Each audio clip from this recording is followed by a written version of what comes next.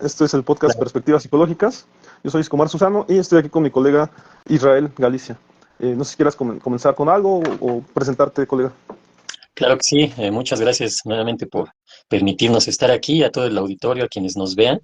Igual sugerirles que nos puedan compartir, que puedan de alguna manera pasarle a alguien más estos podcasts, ¿no?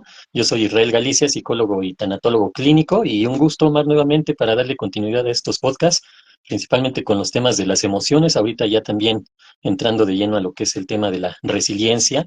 Aquí estamos para poder aportar y poder compartir experiencia y conocimiento. Claro, y si me lo permites, colega, voy a empezar con un contenido para abrir tema.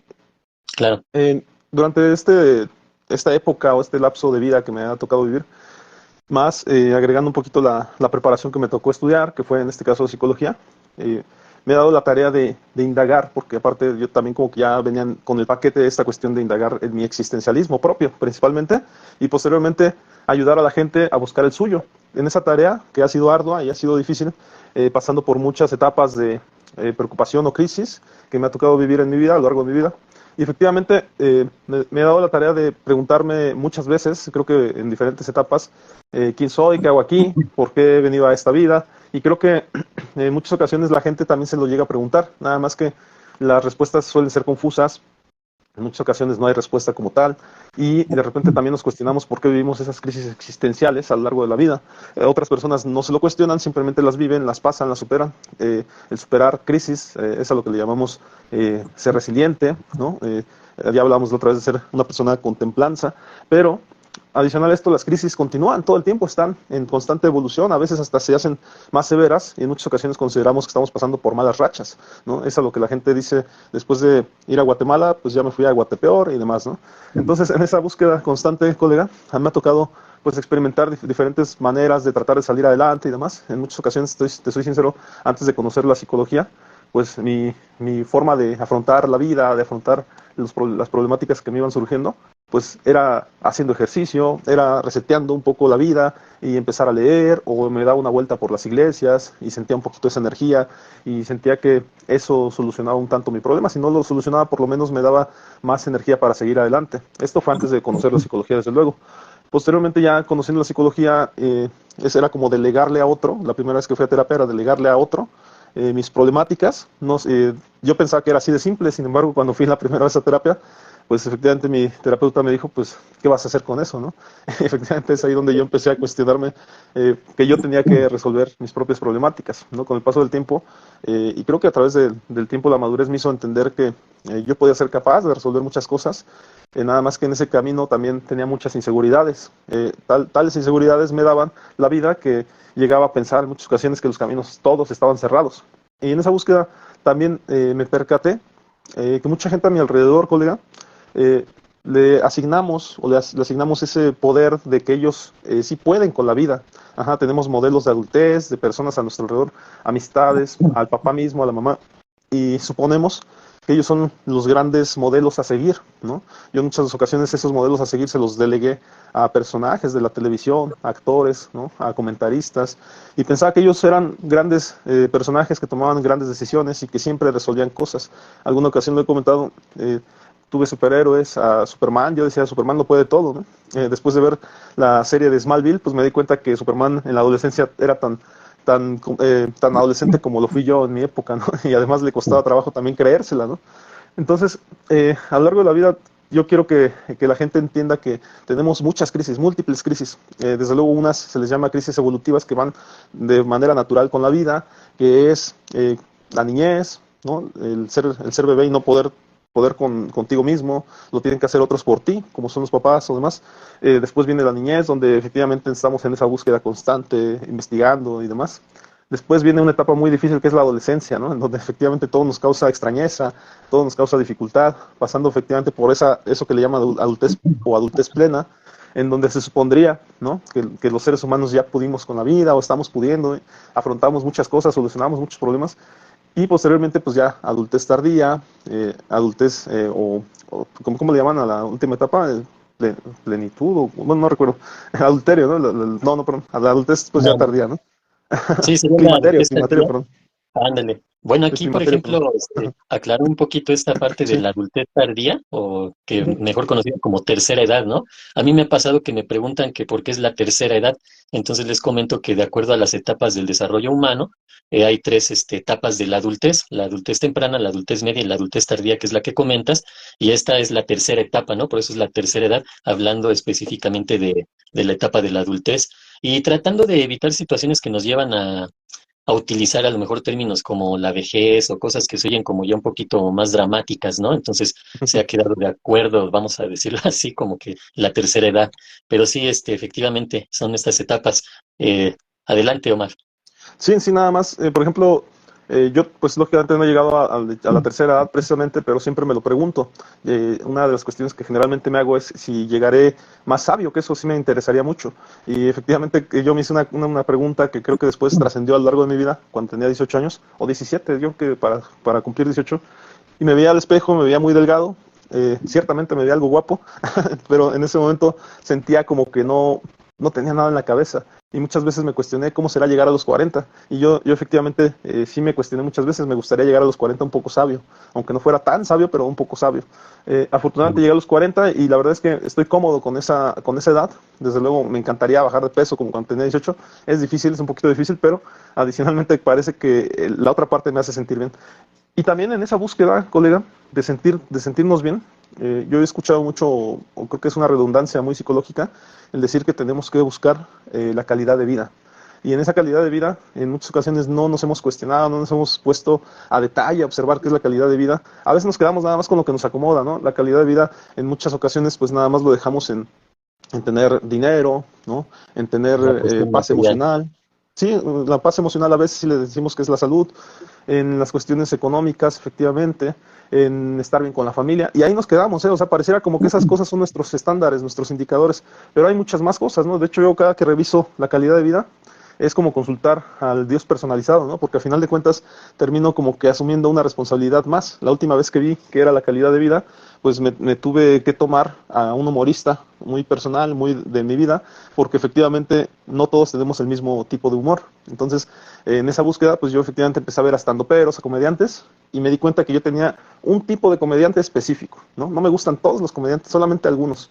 Ajá, y de hecho, casualmente me gustan los que son un poquito irónicos. Entonces, en esa búsqueda, te repito, cada que lo busco nuevamente, prefiero no buscar tanto porque después me echo esa responsabilidad de también seguir buscando para tener mejor calidad de vida, ¿no? Pero a final de cuentas, colega, bueno, ya para ir cerrando con este inicio, ¿no? De esta temática que a lo mejor alargué mucho, también me he cuestionado qué será llegar a la tercera edad. Y efectivamente yo me ha tocado atender a personas de la tercera edad y me doy cuenta que las inseguridades vuelven. Ajá. Casualmente yo pensé que esas ya se habían quedado en la adolescencia y no, en la adultez también vuelve la inseguridad. Las personas pues efectivamente se sienten un tanto rechazados por la sociedad porque no les permiten ya el aspecto laboral o muchas cosas ya a los adultos mayores se les dice que ya no son útiles, ¿no? Y eso es muy desafortunado. Y ellos, yo tengo por otro lado otra impresión de que ellos conservan mucha sabiduría, nada menos si nos vamos a un tema antropológico, los adultos eran los sabios de los pueblos. Y Ujú. efectivamente en ellos se juntaba toda esa sabiduría que era ir a pedir consejo al sabio, ajá, para que efectivamente un adulto pudiera hacer ciertas cuestiones, a veces hasta ir a la guerra y demás, ¿no? Entonces, creo que en ese aspecto también sería bueno ir preparando la adultez, la tercera edad, como mencionas, porque a final de cuentas nos va a tocar, esto que ya observamos en nuestros adultos, pues también nos va a tocar observarlo después. Entonces, sí hay que estar preparados para lo que viene, ¿no? A final de cuentas, eh, me parece como que es importante y en un momento dado, colega, y no por ello menos importante, creo que también el saber que en algún momento dado vamos a morir y que efectivamente también tenemos que estar preparados para eso. A final de cuentas también es bueno prepararnos en temáticas efectivamente de la muerte y demás. En casa teníamos libros muy arraigados que creo que era un poquito tenebroso, tétrico para que un niño los leyera, ¿no? Pero ya para entonces, cuando tenía 7 años, 8 años, ya leíamos en casa el tema de más allá de la muerte o qué hay después de la vida o cosas por el estilo, ¿no? Pero eso fue claro por una cuestión que ocurrió en casa, ¿no? La pérdida de un hermano y efectivamente ya nos van preparando los adultos a veces sin darnos cuenta para temáticas que a lo mejor no estamos preparados. También muchos critican este asunto de si un niño está preparado o no necesariamente tiene que estar preparado, ¿no? Pero bueno, lo dejo efectivamente a, aquí sobre la mesa esta temática. Nada más quiero también aclarar, ¿no? El tema del climaterio que lo mencioné y me puse a investigar un poquito. Bueno, nada más el concepto. Y el climaterio, dice, es una etapa de la vida de las mujeres, fíjate, ¿no? A veces lo malutilizamos, Ujú. que se caracteriza por el cese de la función ovárica, ¿no? Y el fin de la capacidad reproductiva, ¿no? Entonces, dice que el climaterio suele durar entre 10 y 15 años y se inicia unos 5 años antes de la menopausia, que es la menstruación espontánea. Fíjate, ¿no? Casualmente sí, yo sí he Sí. escuchado a mucha gente decir eso, que el climaterio se refiere tal vez a la etapa adulta, pero no había puesto atención a que era la etapa adulta de la mujer, ¿no? Ujú. Lo dejo sobre la mesa, colega, no sé si quieras comentar algo al respecto de esto que inicié comentando, ¿no? Sí, claro, mira, se me hace bien interesante desde el punto de vista que es una herramienta muy básica, muy funcional, práctica e incluso eh, muy indispensable en el proceso de la psicoterapia, porque cuando hablamos de las etapas del desarrollo humano, normalmente nos vamos a estas etapas biológicas donde pues está yo lo manejo de esta manera, la etapa prenatal, que obviamente es cuando estamos ahí, en esta parte del vientre materno, ahí nos estamos, desarrollando. Después viene la etapa neonatal, que es donde yo lo tomo a partir del nacimiento, e incluso cuando platico con mis pacientes de esto, es importante saber cómo fue ese nacimiento, ¿no? De la persona, porque en psicoanálisis manejamos, bueno, y en otros enfoques también se maneja, pero aquí en este punto, siempre haciendo énfasis que manejo mucho lo que es el psicoanálisis y obviamente también me gusta manejar otras corrientes como la cognitivo-conductual y la humanista, que es donde tú te especializas más, ¿no? Bueno, pero utilizamos esta parte del nacimiento, ¿cómo es? Porque a partir de ahí nosotros hablamos de lo que es el trauma del nacimiento, lo que significa esto para un bebé, ¿no? El nacer no es una cuestión de nada más llegué a este mundo y a vivir feliz, no, es todo lo contrario, es un momento bien complicado para el bebé que aunque no tiene conciencia, pues ya tiene esas reacciones, ¿cómo se dice? Instintivas. Ajá. Entonces, sí sufre bastante en el nacimiento un bebé, porque se pone a llorar, ¿no? Después viene estos primeros 12 meses de vida, que yo los incluyo en esta, digamos, segunda etapa, que yo lo manejo como neonatal, y a partir de ahí me voy a lo que es la infancia, que lo manejo de 1 a 5 años aproximadamente. Después la niñez, que es de los 5 años a los 10 12 dependiendo de cómo se vaya desarrollando la persona y pues obviamente estos cambios que se empiezan a dar que ya dan pues ese paso hacia lo que es la adolescencia, ¿no? Ya después se viene lo que es la juventud, la adultez temprana, la adultez media y la adultez tardía. Finalmente terminamos con lo que es la senectud, ¿no? Ahorita, conforme a esto del climaterio, sí, me quedé pensando, ah, caray, como que el climaterio sí lo utilizan precisamente para especificar ciertos cambios, ciertas situaciones de ajuste y de adaptación de la mujer, ¿no? En cuanto a sus procesos endocrinos, etcétera. Pero bueno, aquí a lo que voy es que también entre estas etapas, nosotros los psicoanalistas nos acomodamos de alguna manera para manejar lo que son las etapas psicosexuales, pero no nada más tomamos en cuenta las etapas del desarrollo en el aspecto biológico y fisiológico, sino en las etapas psicosexuales nos vamos a lo que nosotros llamamos la estructuración de la personalidad.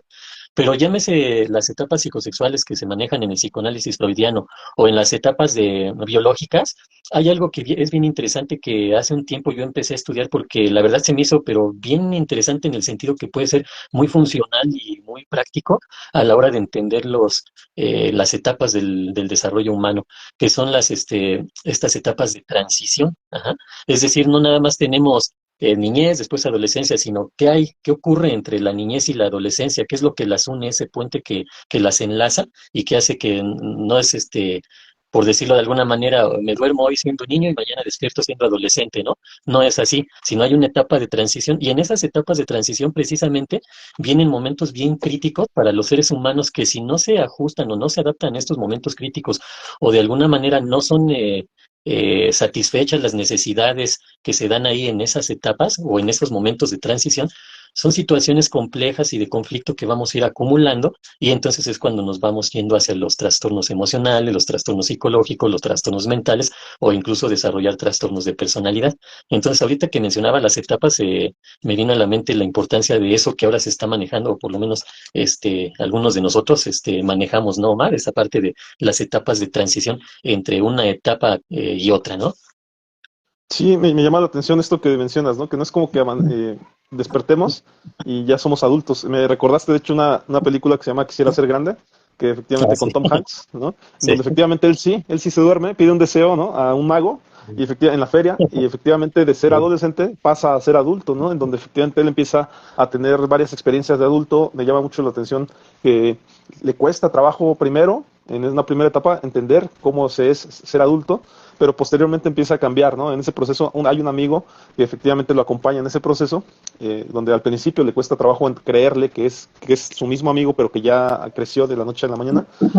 Y efectivamente en ese personaje el adulto se vuelve adulto. ¿Cómo? Haciendo cosas de adulto, ¿no? Teniendo novia, yendo a trabajar, ¿no? Y efectivamente el amigo le dice en algún momento, ¿no?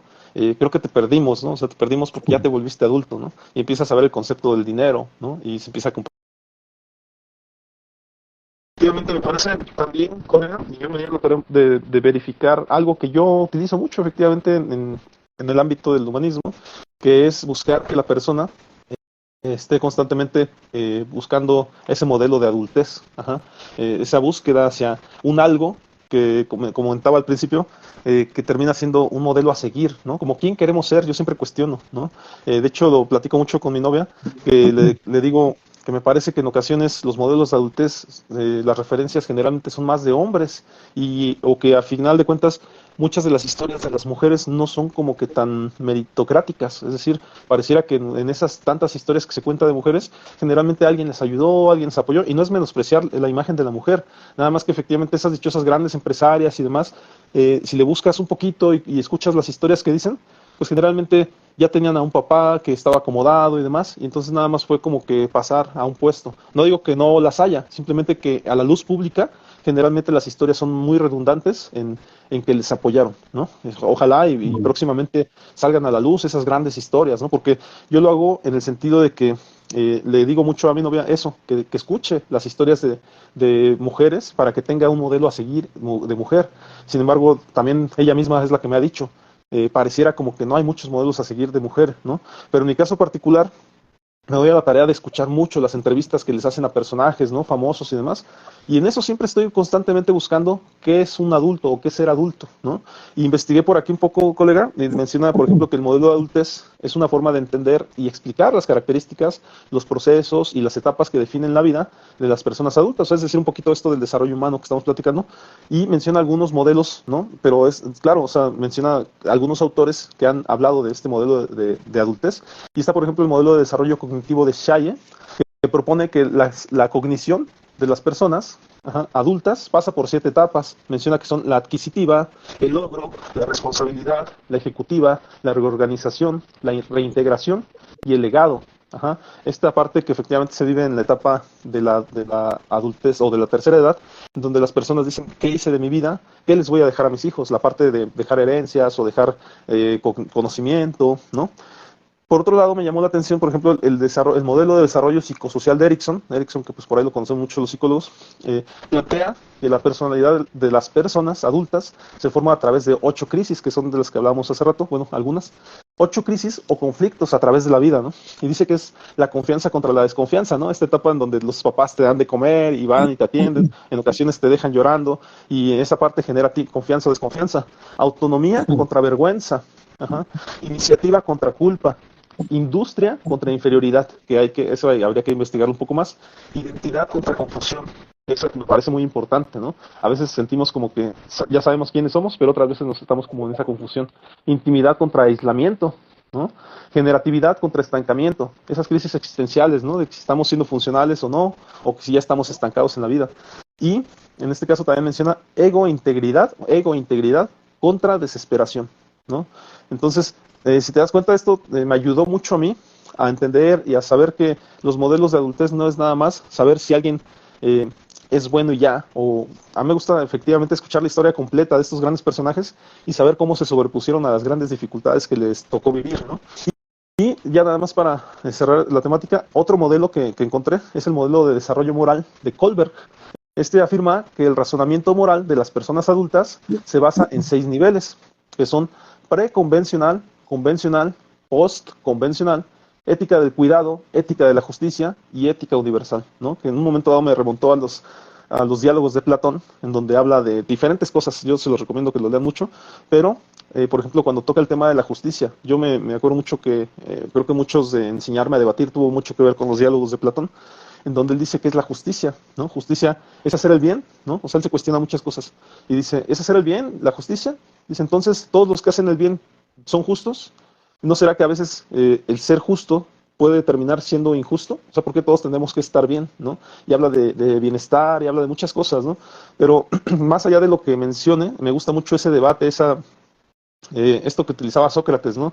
De efectivamente hablar, metacomunicarse, hablar lo hablado, la otra vez hablamos, ¿no? De esta manera socrática de enfrentar el mundo, ¿no? De enfrentar los debates y demás, en donde no necesariamente hay una respuesta, ¿no? Sino que hay muchas preguntas.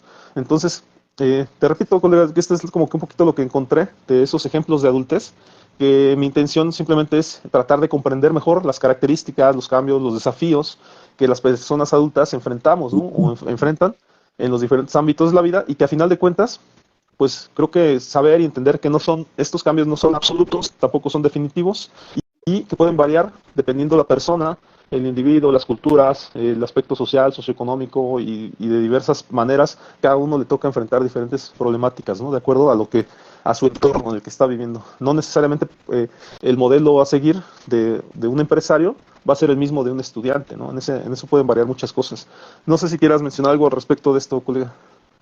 Sí, mira, principalmente sobre lo que mencionas de Erickson, también es un modelo que es muy utilizado, como dices, en la psicología, porque nos ayuda a entender, digamos, las diversas variantes que podemos tener, porque él habla, nada más como de los extremos, ajá, pero pues obviamente entre los extremos, pues hay varios puntos donde la personalidad puede agarrar su dirección, ajá, entonces, por ejemplo, confianza versus desconfianza, ¿no?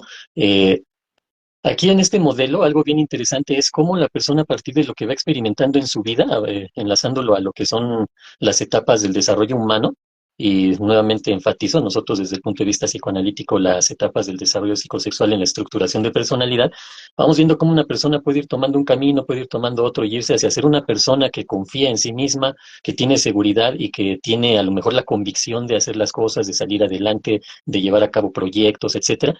Y por otro lado están las personas que no lo hacen así, ¿no? Que son personas desconfiadas, que son personas que no tienen una seguridad en sí mismos, o lo que llamamos a lo mejor comúnmente esa baja autoestima, bajo autoconcepto, etcétera, ¿no?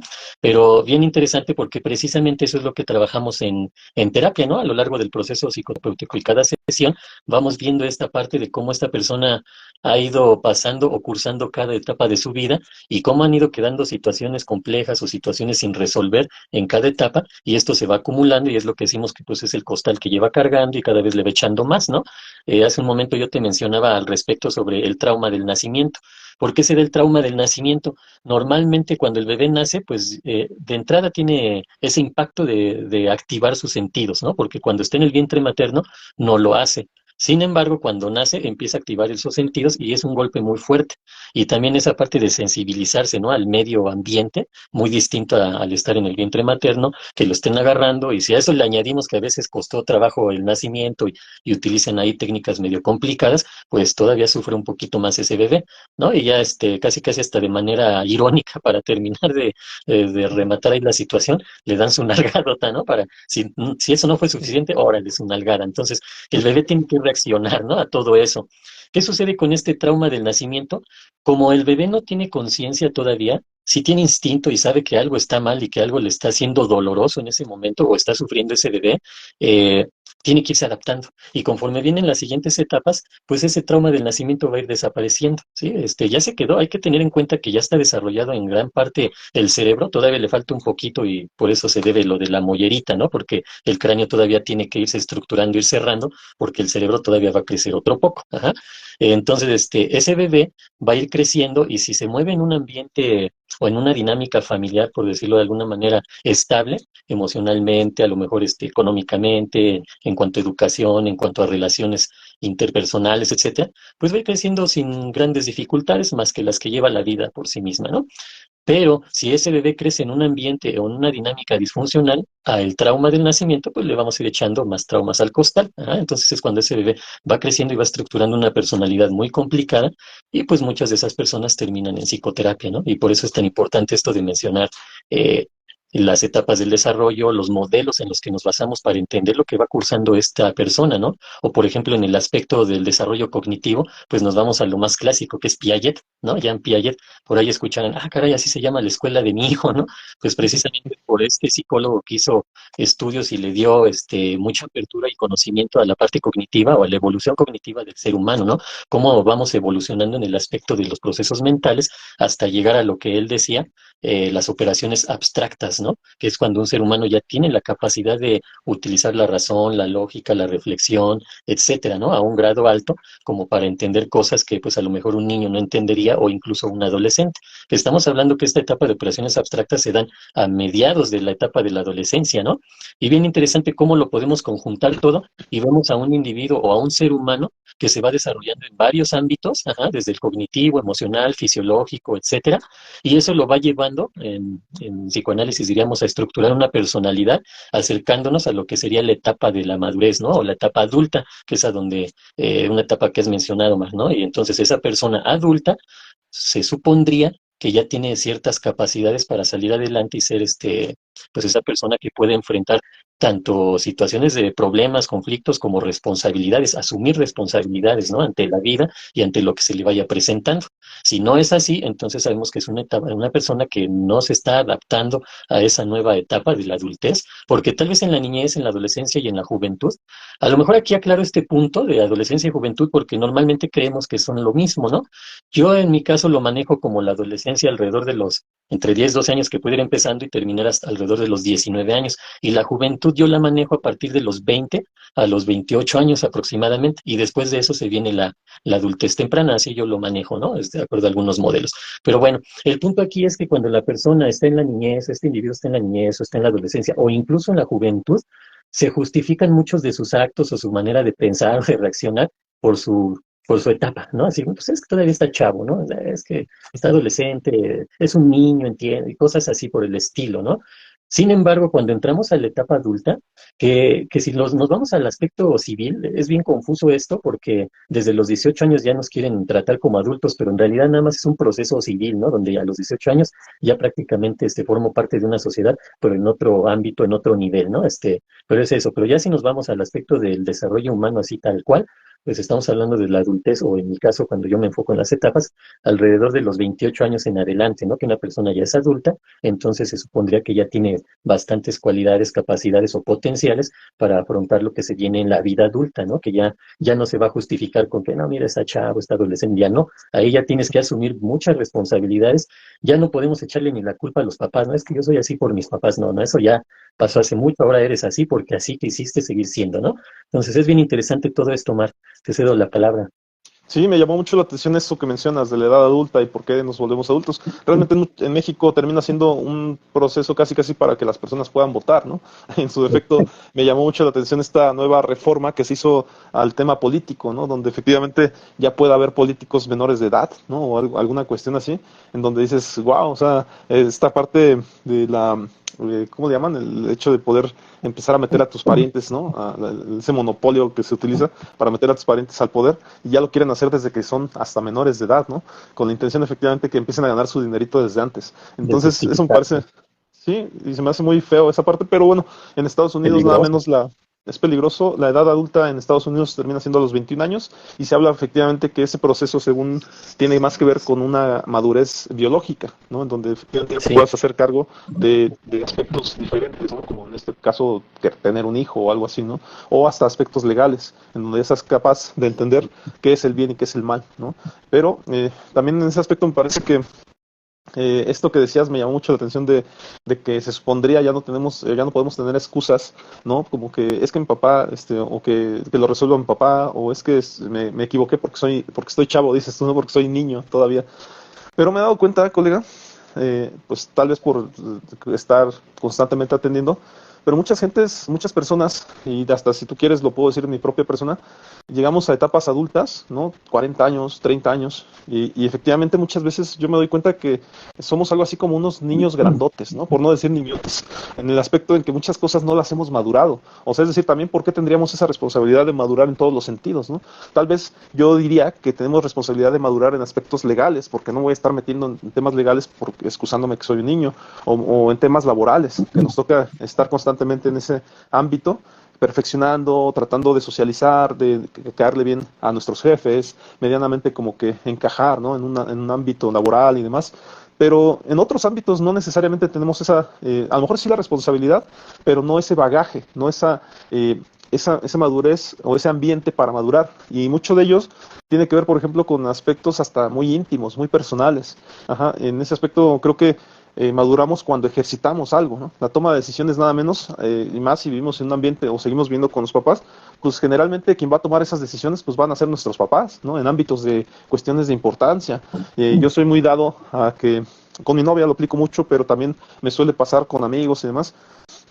Como dicen por ahí, el que paga manda, pero también el que paga compra. Entonces, en ese aspecto, me parece que muchas veces nos sentimos un poquito más fortalecidos cuando tenemos dinero, cuando tenemos para podernos, ¿cómo se dice?, manejar o para podernos adaptar a ciertas circunstancias, ¿no? Nada menos me llama la atención, pero cuando uno tiene dinero en la bolsa es capaz de hacer un pedido, ¿no? ¿Sabes qué? Tráeme una pizza. O ¿sabes qué? Quiero material para construir, ¿no? O vas y te compras un coche, ¿no? Pero si no tienes dinero, pues estás ahí a la expectativa de ver qué quieren los demás o qué se van a invitar y demás, ¿no? Pero te repito, o sea, me parece que yo he visto mucho eso, colega, no sé tú qué piensas, pero de repente sí observo mucho que somos como unos niños grandotes en algunos aspectos, ¿no? No sé si quieras mencionar algo al respecto de esto, colega. Sí, claro, de hecho esas son las temáticas que también vemos en la terapia, ¿no? Cuando las personas no se han podido adaptar o no, o supuestamente no han madurado de acuerdo a las expectativas sociales, porque aquí también hay que entender que la madurez va relacionada a las expectativas sociales, ¿no? Se supone que a cierta edad ya tengo que tener esto y hacer esto, y pensar de tal manera, y así nos vamos, ¿no? Por ejemplo, digamos, una etapa crítica o en este caso, como te comentaba, las etapas de transición, es la de la década de los 20, ajá, cuando la persona entra a los veintitantos años, se supone que ya debe de tener una carrera, ya debe tener ciertas responsabilidades, madurez, ya asumió incluso situaciones civiles, etcétera, ¿no? Entonces, todo eso genera presión. Así como que incluso cuando ya tienen veintitantos, se van acercando a los 30, oye, ¿y tú para cuándo te casas? Y comentarios de ese tipo, ¿no? Que van desde una situación a lo mejor sentimental o de pareja, formar una familia, hasta cuestiones laborales o de estudios, ¿no? Es así como que, pues ya a esas edades de los veintitantos se supone que el ser humano ya debería de tener un montón de cosas como responsabilidades, pero la realidad es otra, ¿no? Y más ahora con esta nueva época en la que es bien difícil ya muchas situaciones, por ejemplo, anteriormente sabíamos, a lo mejor los abuelitos, ¿no? Podían tener un trabajo, un oficio, ¿no? Ya ni siquiera una profesión. Con un oficio podían mantener a la familia. Y estamos hablando que antes, como decimos hasta de broma, como no había televisión, tenían 10 15 hijos, ¿no? Entonces, pero los podían mantener, ajá, y los podían sacar adelante, ya que salieran o no adelante y es otro asunto, ¿no? Pero a final de cuentas se le podía mantener una familia de 10 15 personas con un sueldo que se obtenía a partir de un oficio, de una persona que ni siquiera había terminado la primaria incluso, ajá, esas posibilidades había. Ahora no, ahora profesionistas con era o incluso hasta maestría, doctorado, están sufriéndola, pero bastante, ajá, o incluso lo decimos hasta, no para de ninguna manera menospreciar ni nada por el estilo, pero decimos, están manejando un taxi, ajá. ¿Por qué? Pues porque la situación está complicada y esto ya lleva años, ¿no? Ya lleva décadas, o aquí si nos basamos en México, pues ya, si nos vamos al aspecto político, pues ya lleva sexenios esta situación, ajá. Entonces, todo eso va haciendo que la gente, pues cada vez sienta más presión en cuanto a sus responsabilidades, en cuanto a la madurez que debería de demostrar en ciertas etapas de la vida. Ajá. Aquí hay algo bien interesante porque, por ejemplo, ahorita que hablamos a lo mejor de que una persona pueda ya desempeñarse como profesional, por ejemplo, en varios modelos educativos hay algo que deberíamos de tomar muy en cuenta y no se hace. Ajá. Una, la orientación vocacional, esa materia que nada más utilizan para todo menos para orientar vocacionalmente a los adolescentes, a los jóvenes, ¿no? Y la otra, que nos obligan a estar pensando en una carrera, en una profesión, desde los 14 15 años incluso. Ajá. ¿Por qué se da esto? Pues porque cuando estamos en la secundaria ya nos están metiendo la idea de que tenemos que ir a la preparatoria o a la vocacional o a los bachilleres de acuerdo a lo que queremos estudiar de carrera. Es decir, ya a tus 13, 14, tal vez 15 años, ya tienes que estar pensando qué carrera vas a elegir, ¿sale? Cuando todavía no salimos todavía estamos en esa transición, ahorita que hablaba de las etapas de transición, saliendo de ser niños para acomodarnos en la adolescencia, ya nos están diciendo que pensemos en la edad adulta. Sí, eso es bien interesante desde mi perspectiva en ese sentido, porque es una presión social muy sutil que no se ve.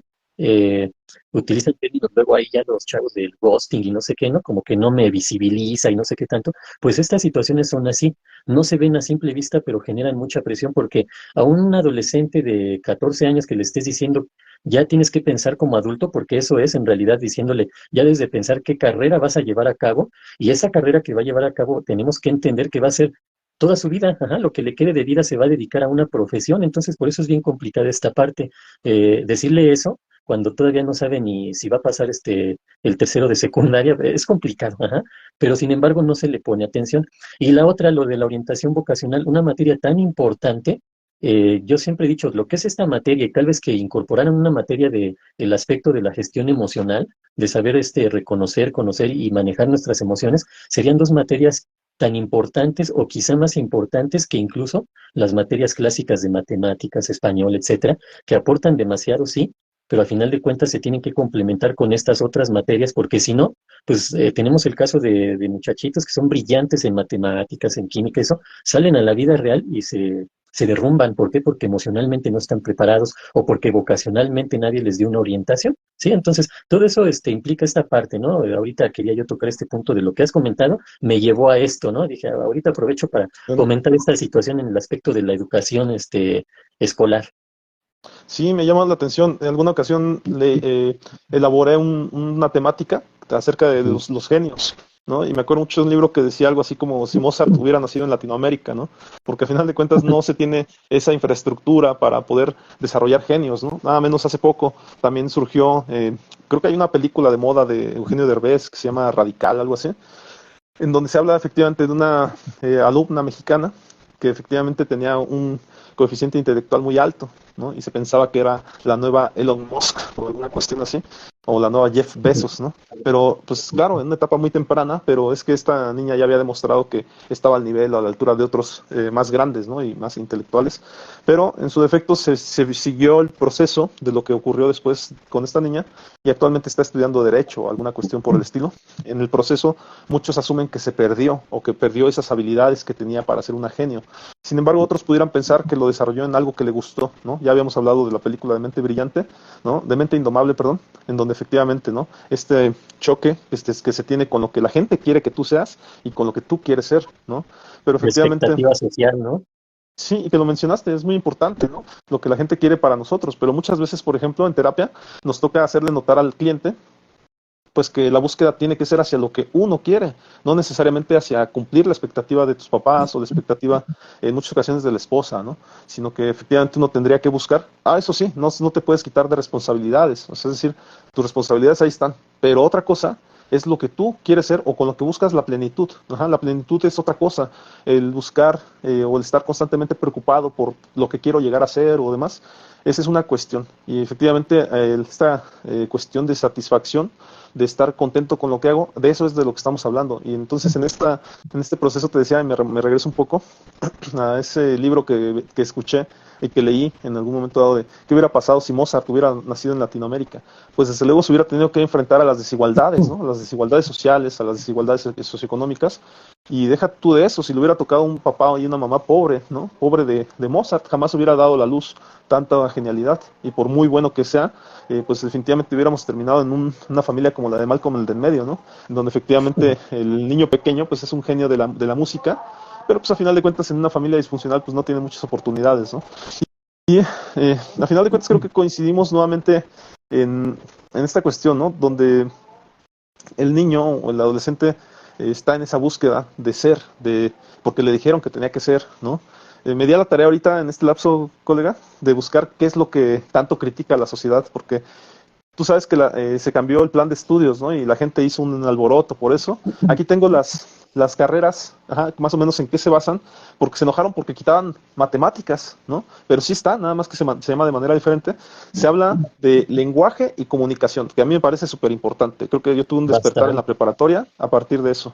Está el pensamiento matemático, que también me parece, habría que ver de qué trata, pero me parece importante que no nada más les den matemáticas para que repitan mecánicamente, sino que les hablen de todo ese proceso de aprender a pensar lógicamente y cosas por el estilo. Que se Razonar. entienda por qué es, sí, a razonar por qué se hacen las matemáticas, no nada más a contestar por contestar, ¿no? Yo en mi caso particular tenemos un maestro que, pobre maestro de matemáticas en la secundaria, le iba muy mal porque no tenía carácter el señor, pero con él era un copiadero, colega, era un copiadero y pasarnos las materias y las respuestas.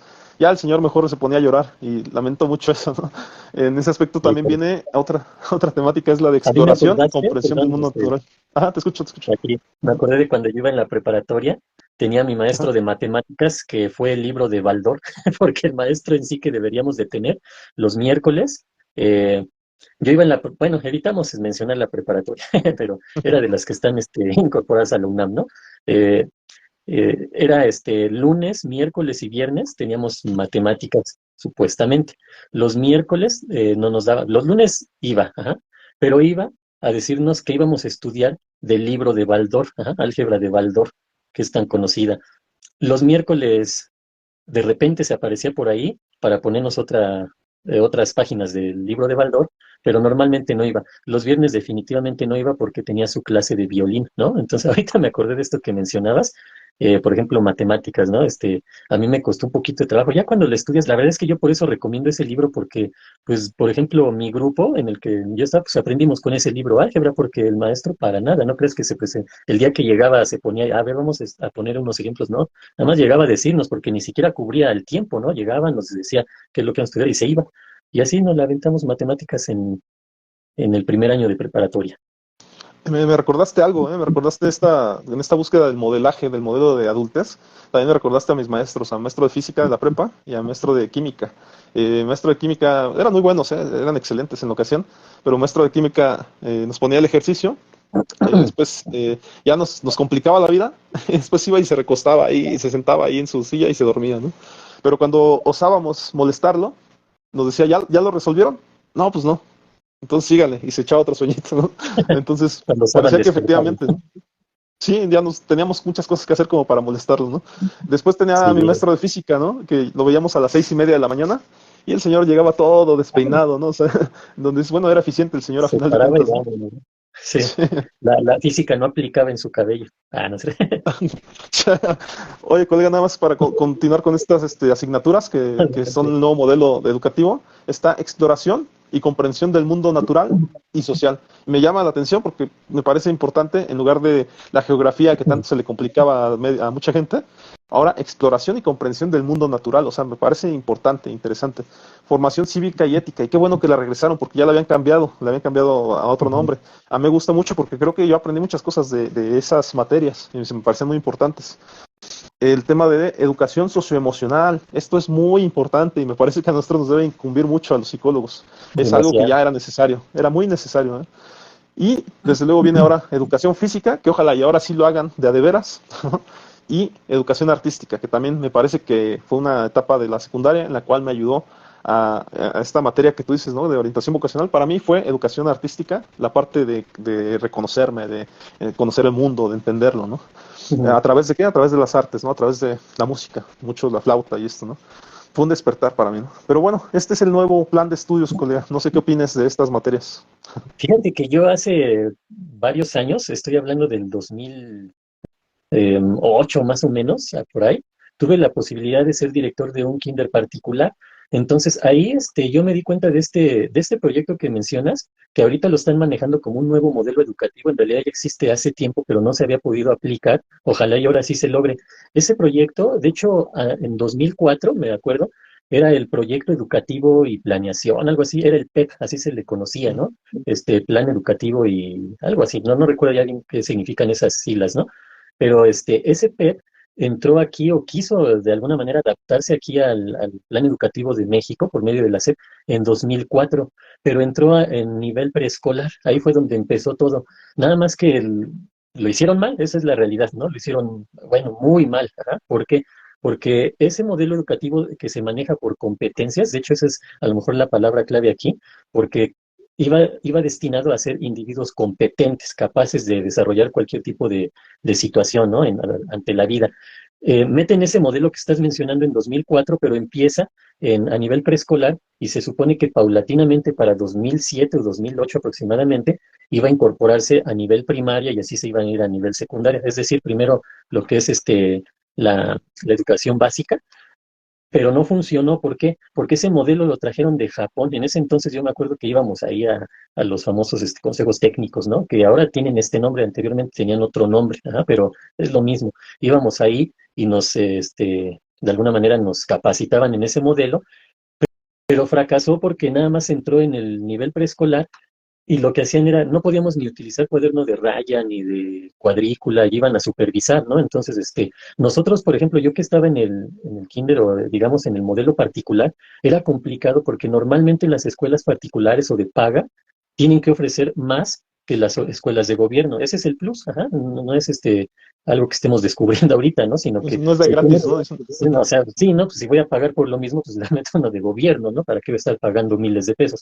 El asunto es que ese modelo cuando lo meten en 2004, pues sí, dificultó bastante el aspecto del ámbito preescolar, porque nosotros como escuelas particulares, pues era todo un show. Has de saber que cuando íbamos a las convocatorias de supervisión, ahí no eran así como que hay una para particulares y otras para de gobierno, no, nos juntábamos todos y pues obviamente veíamos todas esas cuestiones que había diferencia de esto, de aquello. A lo que voy es a esto. Cuando ingresa ese modelo en 2004 y después se empieza a llevar a cabo nada más a preescolar, se mete esta parte de competencias, ajá, y estas que eran materias, eh, lo manejaban ahora con estos nombres precisamente, ajá, de pensamiento lógico y matemático, etcétera, ¿no? Sin embargo, cuando los niños entraban a primaria, volvían al modelo tradicional. Nosotros en preescolar era todo un show porque nos impedían utilizar errores particulares, porque como te digo, nosotros debemos de tener ese plus de que ya empiezan a ver inglés, que ya estas nuevas gimnasia y no sé qué tanto, ¿no? Pero dentro de todo, lo que más tendría que aportar una escuela particular es que el niño saliendo del modelo preescolar, del kinder, del tercero, de kinder, ya sepa leer y escribir. Pero con este nuevo modelo nos impedían eso. Ajá. De hecho, no podíamos utilizar contigo cuadernos de raya, cuadernos de cuadrícula. Era todo un relajo, ajá, porque iban a supervisar que efectivamente no utilizáramos eso. Aquí voy a confesar algo que pues espero no afecte a más de uno, ¿no? Lo hacíamos, ajá. Entonces recibíamos ahí la alerta de que van a ir a supervisión y desaparecíamos todos los cuadernos de cuadrícula y de raya, ¿no? Porque a los niños solo se les enseñaba, a ver, ahí haz lo que puedas y vamos a divertirnos. Era como un kinder de 4 o 5 horas, un recreo de 4 o 5 horas, ¿no? Así era el kinder. Bueno, así parecía que querían que fuera. Obviamente nosotros, pues al cobrar una colegiatura teníamos que aportar más. El problema está que ese modelo que se aplicó en preescolar, pues los niños no aprendían a leer ni a escribir porque no había la necesidad, porque supuestamente eso eran enseñanzas o aprendizajes que se iban a dar en primero, de primaria, en segundo, ¿sí? Para que en tercero los niños ya llegaran como ya bien. Ajá.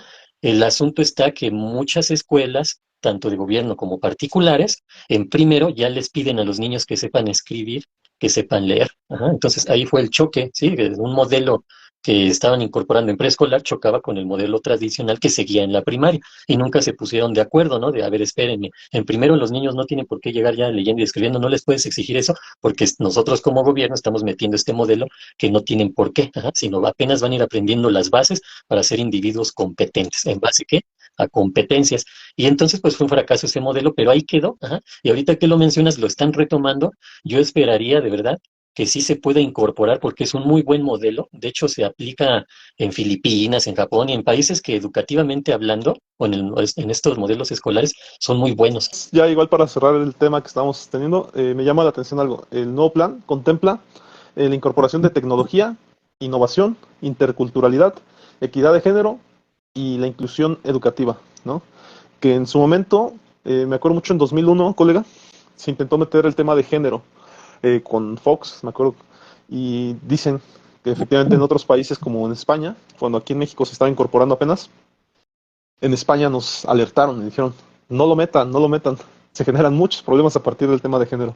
pero ya para entonces ya estaba echado a andar y que también considero que se metió muy, muy bruscamente, pero se tenía que meter en algún momento dado, ¿no? Sí, Colega, cambiando a lo mejor la temática y yéndonos sobre la línea que estábamos acerca de la búsqueda de la adultez y demás, creo que un tema muy importante para mí, o que siempre ando como que promoviendo en las personas, en mis clientes, es la búsqueda de la asertividad. Creo que claro. para volvernos adultos, ajá, necesitamos ser asertivos en un momento dado, ¿no? Pero ¿qué es la asertividad? La asertividad es, aquí lo menciono tal cual, es una habilidad social que consiste en expresar de forma clara y respetuosa lo que se piensa, se siente y se quiere, sin agredir ni dejarse agredir por los demás. Y esto es muy importante, porque al final de cuentas las personas, yo siempre les digo, no tenemos por qué ser un costalito, ¿no? En donde un costalito de boxeo para otros, y ni dejarnos pegar, ni dejarnos manipular. Desde luego, en ocasiones, creo que hay un cierto comportamiento de cortesía en donde las personas somos, creo que atentos o corteses con el otro, en donde a veces permitimos ciertas cosas, ¿no? Yo sí soy mucho de la idea de cuando conozco a alguien, le permito una, le permito dos, pero ya la tercera no, ya la tercera es como que ellos son muy agarrados, ¿no? O ya me empiezan a agredir. Yo considero ya una agresión el que tres veces te hagan una misma cosa, ¿no? Sí, Desde luego no, te tampoco es como comento algo que... aquí como, Ujú, sí, como claro.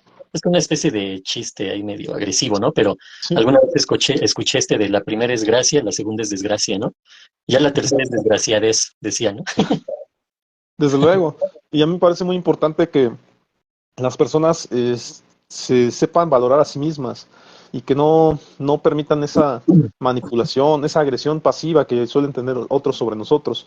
Te decía yo en algún momento dado que tuve un despertar también de conciencia respecto al tema de, de tratar a las mujeres, ¿no? De tratar de manera adecuada a las mujeres. Y me daba cuenta en su momento de que no le permitía hablar a las mujeres que estaban a mi alrededor. Me pasaba mucho en clases, ¿eh? Me pasaba en clases donde, ¿cómo se dice? Colonizábamos o hacíamos uso pues del poder del hombre, ¿no? Aunque éramos Se cinco apropiaban. hombres, nos apropiábamos de la comunicación, de la palabra. Éramos cinco hombres en clases. Estoy hablando de la universidad, ya es de psicología, ¿eh?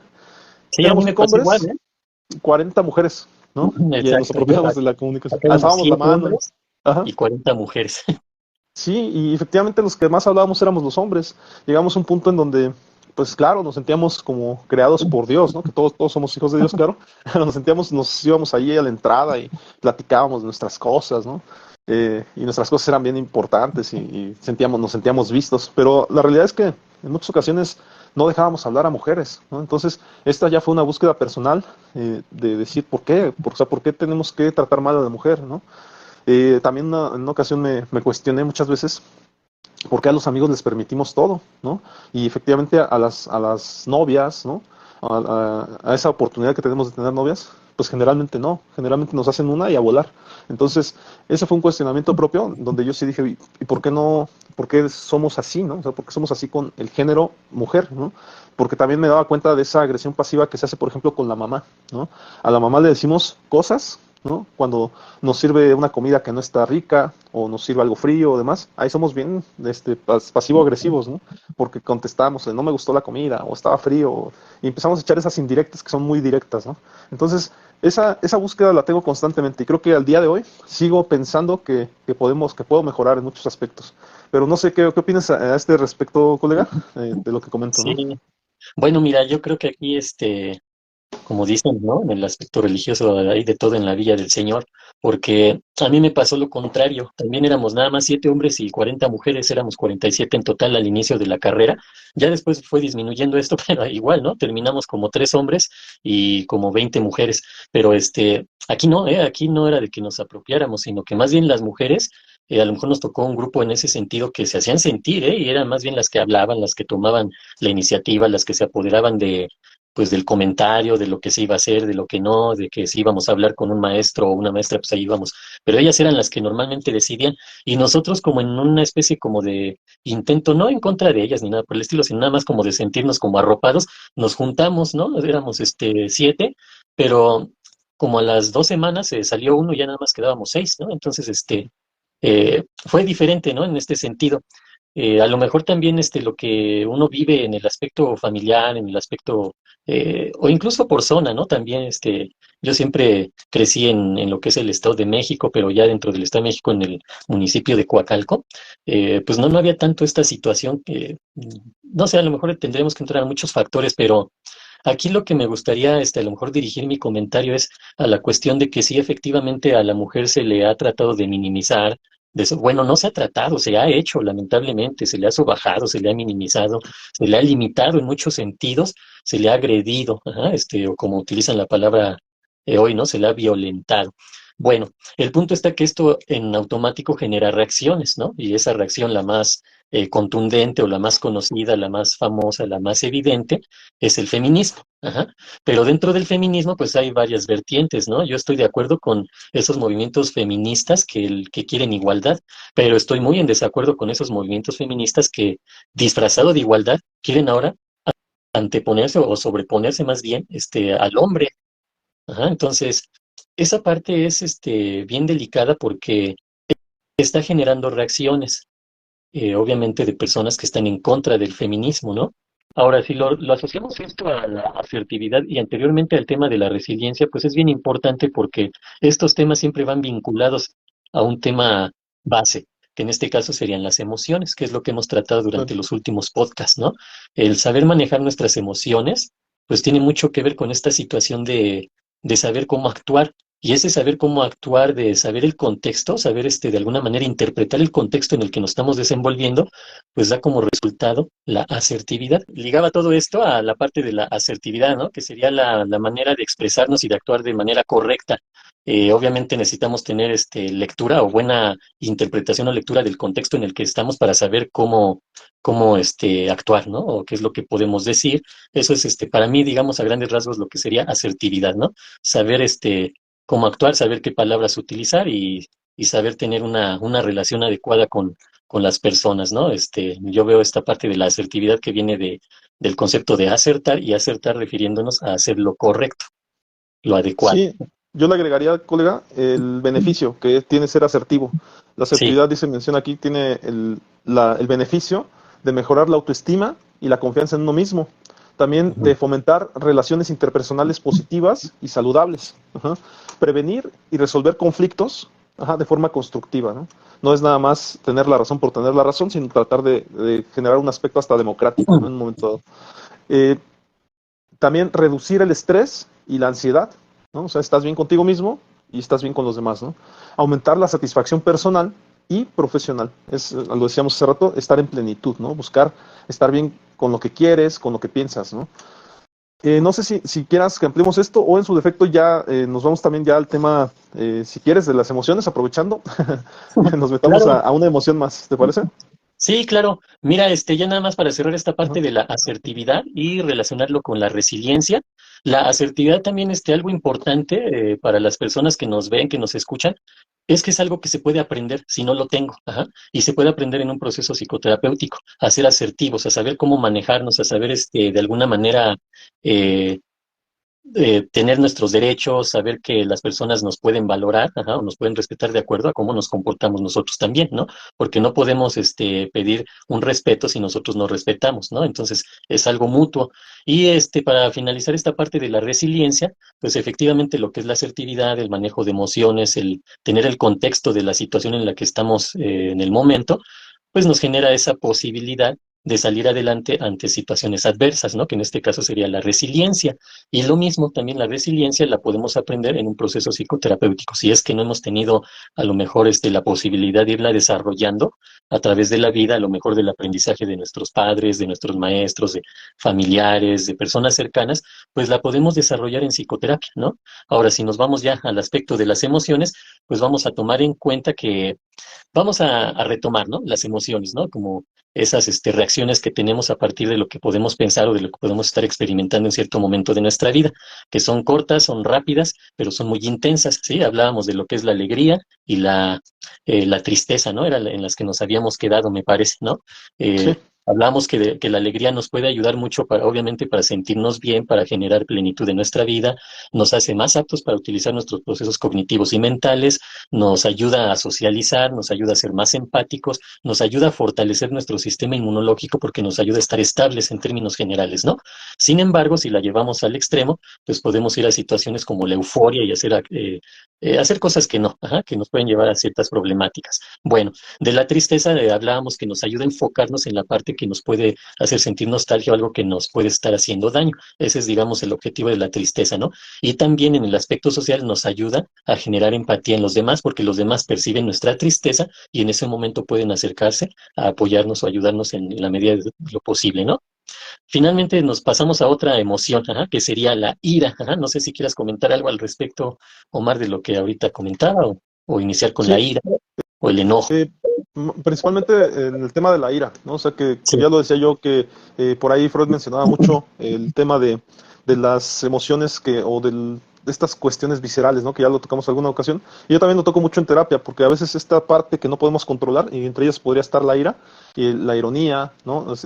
Aspectos precisamente como el enojo, son cosas que él mencionaba que son incontrolables, ¿no? O sea, es decir, pero Ujú, después también en su tema de pulsión y destino menciona esto. O sea, las personas ujú. somos capaces de darnos cuenta en un momento dado, pero de repente no queremos o no nos damos no queremos esa responsabilidad de saber que nos dimos cuenta por qué hicimos algo, ¿no? Y creo que eso, el trabajo en terapia muchas veces consiste en eso. Nosotros Sí, como psicólogos interpretamos muchas veces las cosas que hacen otros y de hecho me di a la tarea también de ver este tema que las tres grandes fuerzas, como es el psicoanálisis, la cognitivo-conductual, en este caso el humanismo, somos interpretadores, ajá, a final de cuentas con teorías, con conocimientos de la vida de las personas. Te leo un poquito nada más. La claro. interpretación psicoanalítica consiste en que el terapeuta expone al paciente sus hipótesis sobre el significado oculto o simbólico de las manifestaciones verbales o no verbales, ¿no? Relacionándolo con experiencias pasadas, sus deseos, sus defensas, sus conflictos. El objetivo es hacer consciente lo inconsciente y favorecer el insight o el darse cuenta o la toma de conciencia del paciente sobre sí mismo. Nada menos ahora la interpretación cognitivo-conductual consiste en que el terapeuta ayuda al paciente a identificar y modificar sus pensamientos irracionales, distorsionados o negativos que generan emociones y conductas disfuncionales. El objetivo es enseñar al paciente a cuestionar sus creencias y a reemplazarlos por otras más racionales, realistas y adaptativas. Y por último, la interpretación humanista consiste en que el terapeuta facilita al paciente la expresión de sus sentimientos, valores y necesidades, respetando su singularidad y potencial.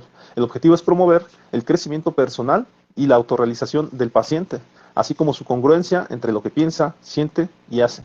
Como te decía, ¿no? A final de cuentas, lo que queremos es que un otro, o sea, vamos con un profesional porque queremos que ese otro nos ayude un poquito a entender nuestra vida, ¿no? Y a final de cuentas damos un dote de confianza a ese terapeuta para que nos ayude a tener nuevas potencialidades, ¿no? Hacia nuestra vida propia, ¿no? Sí, exactamente. Sí, bueno, ahora sí que manejando estas tres enfoques, estas tres corrientes, sí, definitivamente todas a final de cuentas van enfocadas a lograr un equilibrio, ¿no? Entre lo que pensamos, lo que sentimos, nuestras reacciones emocionales y obviamente todas estas cómo se muestran en nuestras conductas o en una serie de conductas que finalmente serían un comportamiento, ¿no? Entonces, qué interesante que menciones esto porque definitivamente es lo que trabajamos en psicoterapia y dentro de eso pues está la regulación, el reconocimiento o el conocimiento y el trabajo con las emociones y precisamente de ahí la importancia de poderlas conocer tal cual, ¿no? O reconocerlas para poder manejarlas en uno mismo.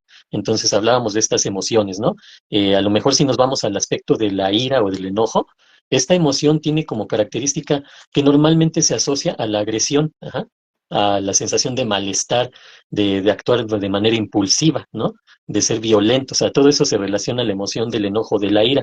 Sin embargo, en la parte positiva, esta emoción nos lleva al actuar, al movimiento, nos lleva a reaccionar ante situaciones de riesgo, de peligro o situaciones que nos puedan generar un conflicto o un malestar, ¿sí? Entonces, si vemos esta parte positiva de la emoción de la ira, pues sabremos que no es necesariamente poder controlarla para que casi casi no existiera en nuestras vidas, no, nos vamos a seguir enojando, pero el enojo genera un motivante para llevarnos a la acción. Esa es la parte importante y es el objetivo de esta emoción de la ira, ajá, porque obviamente promueve o genera condiciones que nos frustran, ajá, que nos que nos detienen en ese momento así como, a ver qué está pasando y esto no me gusta. Ajá, entonces reaccionamos ante eso que no nos gusta o que nos frustra o que quisiéramos tener. Ajá, entonces es como vamos a actuar, es decir, nos llena de energía.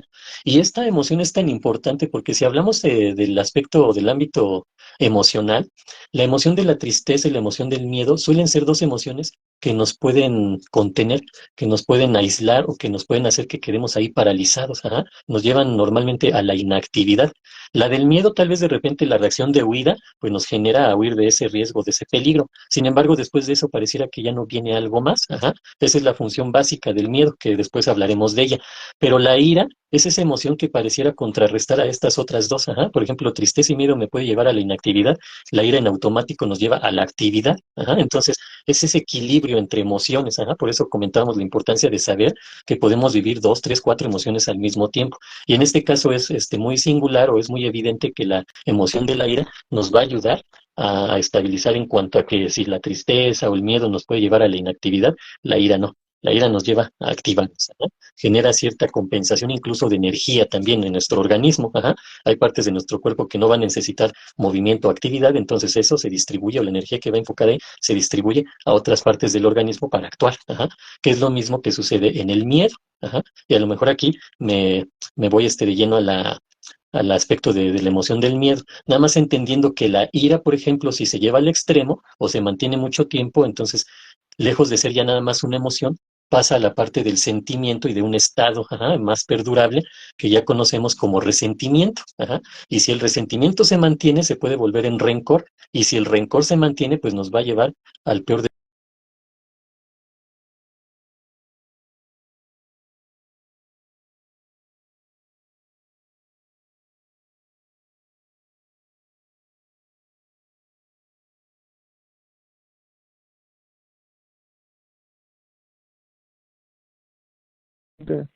¿Me escuchas?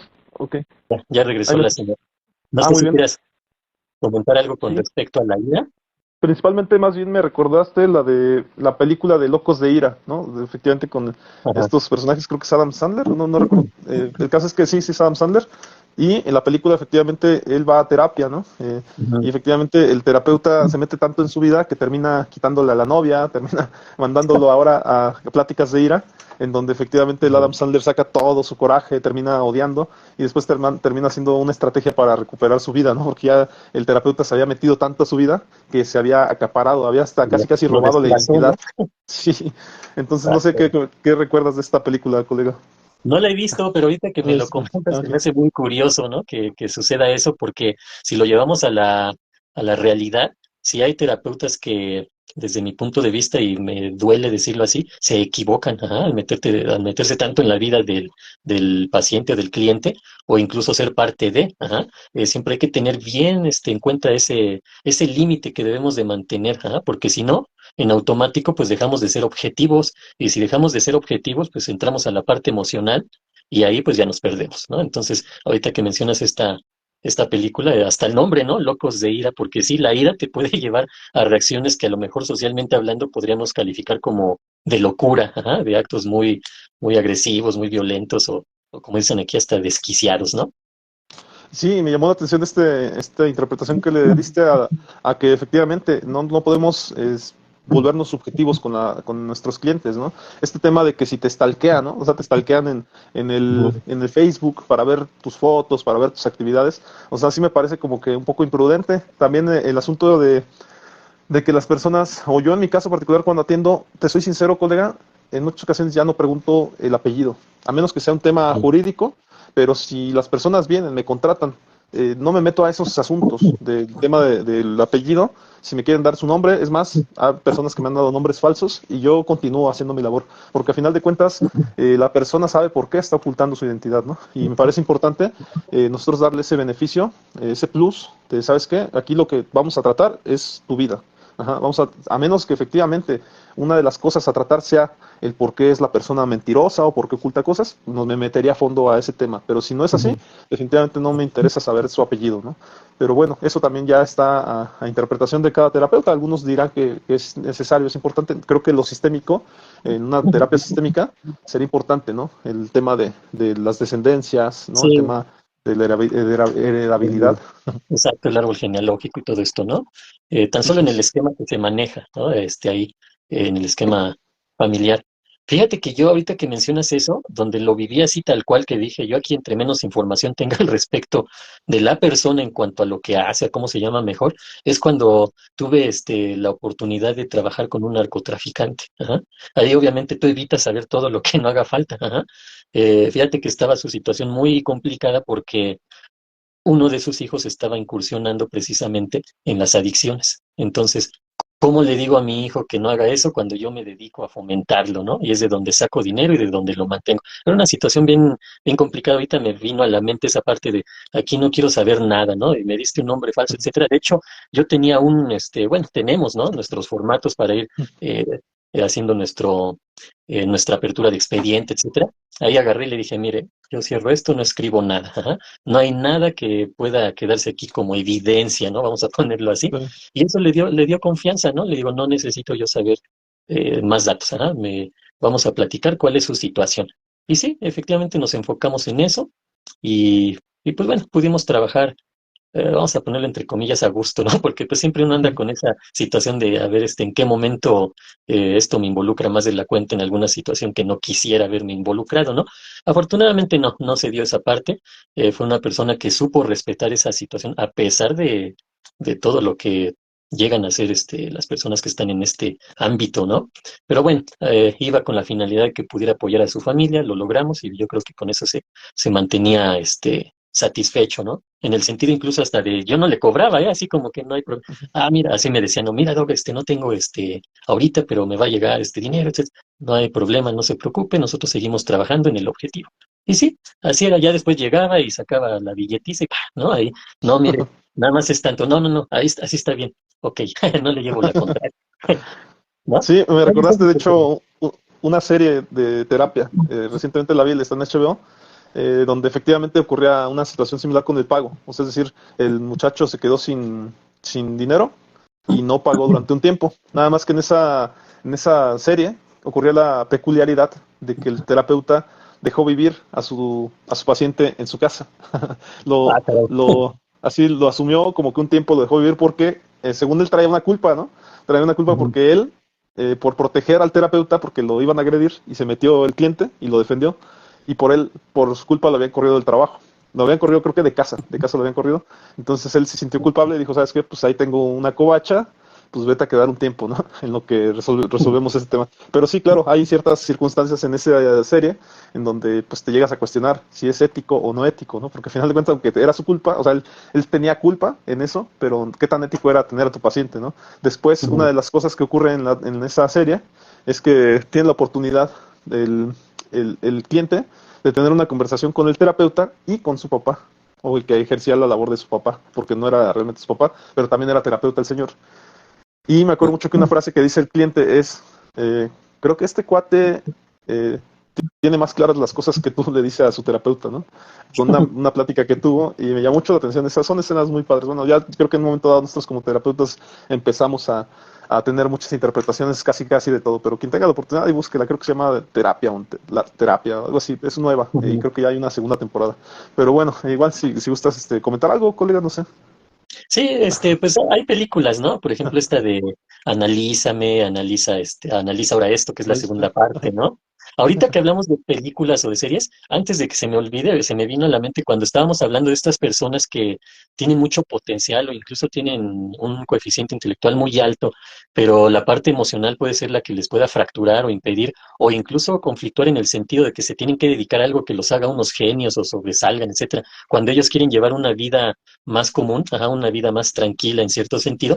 Hay una película que me gustó mucho, se me vino a la mente cuando estás platicando, pero ya por X, por Y, no la comenté. Dije, al final la voy a recomendar, pero ahorita mejor aprovecho, no se me vaya a olvidar de nuevo, o se corte la transmisión. Se llama Vitus.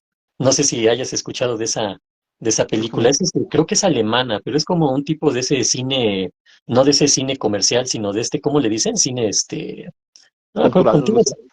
algo así, ¿no? Tiene este nombre, independiente, ¿no? Cine Sí. independiente, algo así, ¿no? Va por ahí no es tan independiente ni, pero tampoco tan comercial ni hollywoodense, pero a grandes rasgos para no, dar toda la trama, se trata de un niño genio y cómo ese lo entiende muy bien su abuelo, es con el que se lleva bien, porque su abuelo es capaz de entender la parte emocional de este niño genio al que quieren llevar a esto, a aquello, porque pues tiene un potencial inagotable y así como que va a ser uno de los grandes personajes de la historia, ¿no?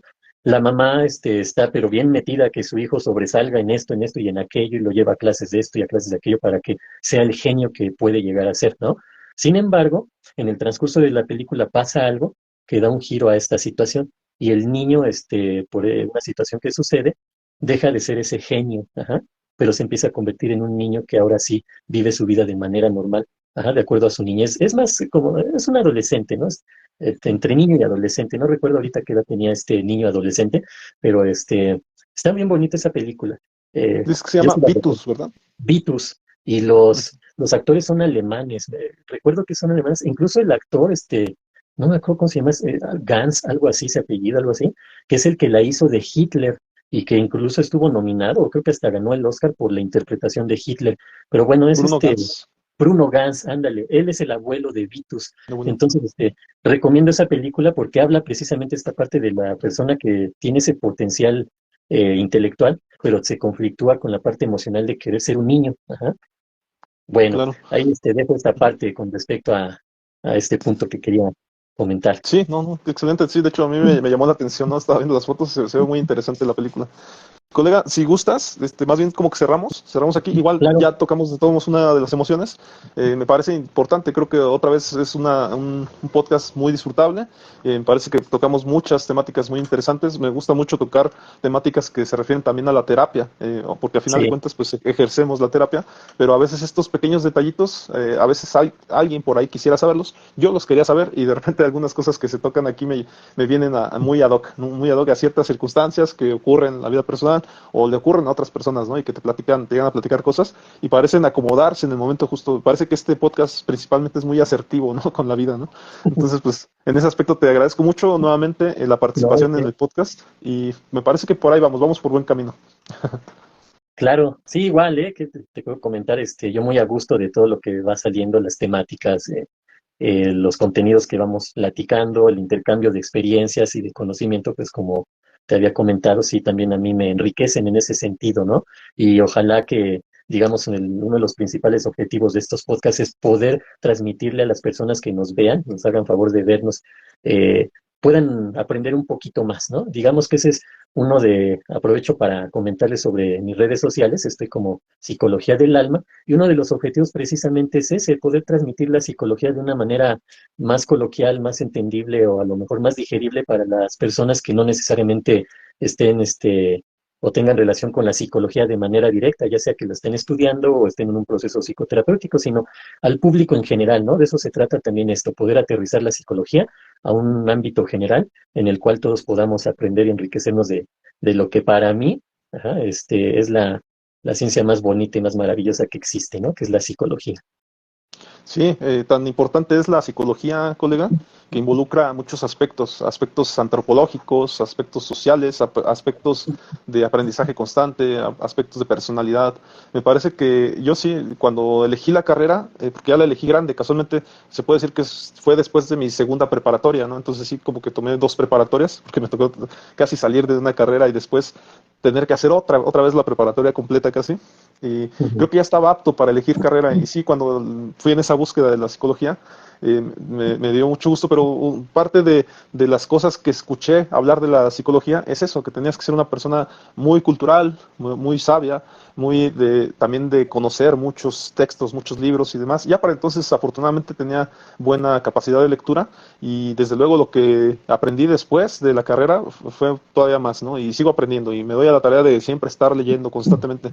Y si es siempre considero que cada cosa que leo, que aprendo, que veo o demás es aplicable definitivamente con los clientes, ¿no? Entonces no hay que dejar de aprender, en ese aspecto es una carrera muy loable y muy bonita. Entonces, pues nada, colega, yo creo que nada más despedirnos.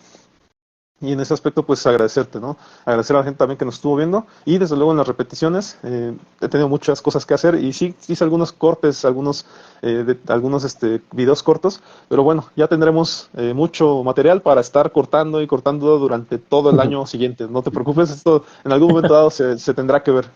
Colega, pues me despido. Mi nombre es Comar Susano, el colega Israel Galicia, con sus plataformas de psicología en el alma. Y desde luego esta repetición y los demás videos cortos los pueden ver también a través de Psicomar Susano en las diferentes redes, TikTok, Facebook, lo pueden ver en YouTube. Así es que, pues nos vemos en la siguiente, colega. Claro que sí. Pues igual me despido, Omar, un gusto. Es un placer estar aquí, poder compartir todo esto. Y pues sí, pedirle a nuestro auditorio, a quienes nos vean, nos puedan compartir para que esta información pueda llegar a más gente, ¿no? Y que le pueda servir, porque en algún momento no sabemos, puede llegarle a alguien que requiera algo que le dé un poquito de luz, ajá, en esa oscuridad que puede estar viviendo. Y a lo mejor ahí aparecemos nosotros y de alguna manera podemos aportar algo, por lo menos para que considere acudir a terapia, ¿no? Les agradezco, Israel Galicia, Omar, Psicomar Susano, un gusto trabajar contigo en estos podcasts de perspectivas psicológicas, y igual mis redes sociales nuevamente, ¿no? Psicología del Alma, en Facebook, en YouTube, en Twitter X, como ahora le dicen, en Instagram. Y ya directamente vía WhatsApp me pueden contactar al 55 14 93 95 80. A sus órdenes damos psicoterapia,